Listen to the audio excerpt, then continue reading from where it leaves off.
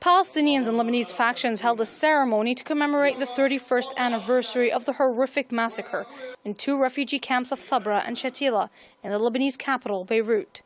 Some of the participants delivered lectures calling for the perpetrators to be brought to justice.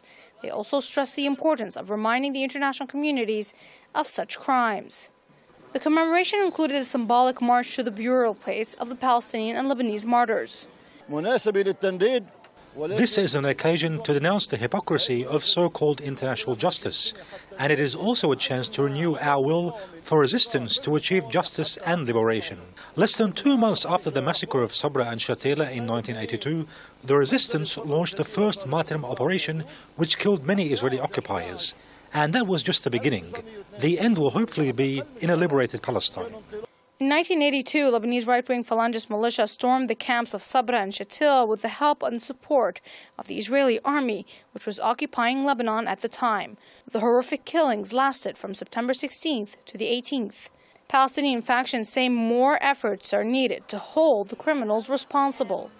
And those criminals are not punished yet, and everyone knows who are them, from the Israeli part to the Lebanese part, and everyone, because they consider the Palestinian refugees are the weakest these days. No one is pushing them to the court and to give the justice for the families of the martyrs. Palestinians believe justice begins by securing the right of return for all Palestinian refugees all over the world. Forgetting the refugees and the right of return is something to empower the Israeli position and to weaken the Palestinian position. That's why not to forget is one of the steps necessary to continue for a prospect of continuous struggle for the right of return, for the right of liberation of Palestine, and to establish an independent state, Jerusalem its capital.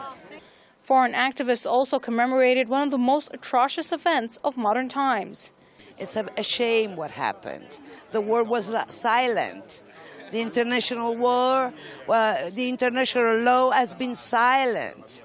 They had to process, they should process the criminals, because otherwise there is no justice. And if there is no justice, there can't be any agreement. There can't be any peace agreement. This Lebanese woman looks upon a photo which has become an icon of the massacre.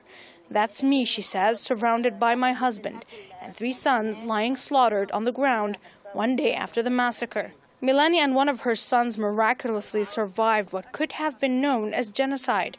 Today, she's remembering the heartbreaking event with her grandson.